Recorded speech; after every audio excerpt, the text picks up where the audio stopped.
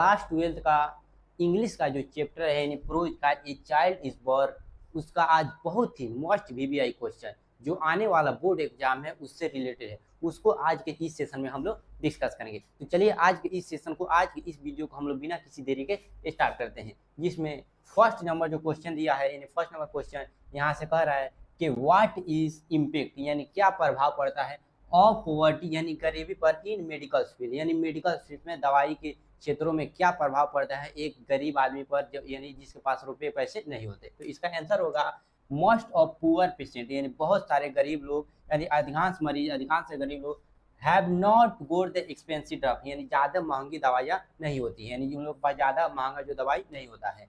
Sparky equipment A lots of electricity, ज़्यादा electricity यानी बिजली नहीं होती है, most of which they have not goat a sufficient quantity, यानी ये जो इलेक्ट्रिसिटी है, दवाई है, ड्रग्स, ये नहीं, जो गरीब होता है उसको यह मिल नहीं पाता है क्योंकि उसके पास उतना पैसे नहीं होते कि उसको क्या करे, आसानी से बाई करे। Though the allopathic doctors are depend upon this thing, इसलिए एलोपैथिक डॉक्टर इन चीज़ों पर निर्भर होते हैं, यानी अधिकांश गरीब मरीजों के पास महंगी दवाइयाँ, आधुनिक उपकरण और पर्याप्त बिजली नहीं होती है, जिसमें से अधिकांश उन्हें पर्याप्त मात्रा में नहीं मिल सकती, यानी जिसमें से अधिकांश लोगों को पर्याप्त मात्रा में नहीं मिल पाती।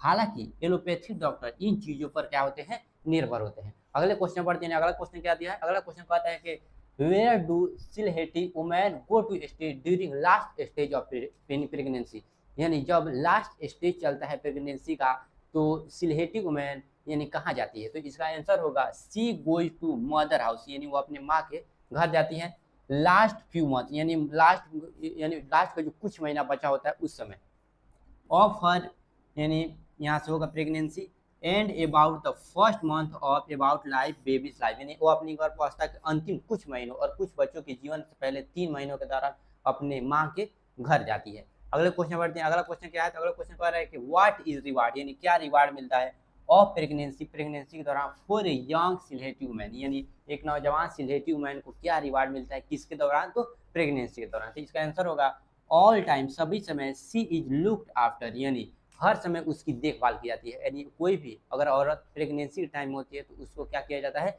देखभाल किया जाता है। द होल मैटर, यानी पूरा matter of pregnancy is one of celebration, यानी जश्न का होता है, यानी गर्भावस्था का पूरा मामला उत्सव का होता है। अब यहाँ से होगा when the baby is born it as an occasion of joy for whole family, यानी जब बच्चा जन्म लेता है तो यह सभी के लिए, पूरे परिवार के सभी सदस्यों के लिए खुशी का दिन होता है। जब बच्चा पैदा होता है तो यह पूरे परिवार के लिए खुशी का अवसर होता है। अब यहाँ से आएगा द नेमिंग सेरेमनी, जब नाम रखा जाता है लवली, यानी बहुत बेहतरीन तरीके से। It is held when the baby 7 days, यानी जब 7 दिन का हो जाता है। नामकरण समारोह बहुत प्यारा होता है, तब आयोजित किया जाता है जब लड़का कितने दिन का हो जाता है, तो 7 दिन का हो जाता है। As such the reward of pregnancy for a young Sylheti women is the women get to go home visit her mother and sister, यानी इस प्रकार युवा सिलहेटी महिला के लिए गर्भावस्था इनाम होता है, यानी इस प्रकार ये सब इनाम होता है, यानी सब कोई देखभाल करता है, एक पूरे परिवार के लिए खुशी का दिन होता है, समारोह होता है, उसका नामकरण किया जाता है, नाम रखा जाता है। इस महिला अपनी माँ और बहन से, यानी उस समय उसको अपने माँ से और बहन से मिलने का क्या मिलता है, अवसर मिलता है। आगे चलते हैं।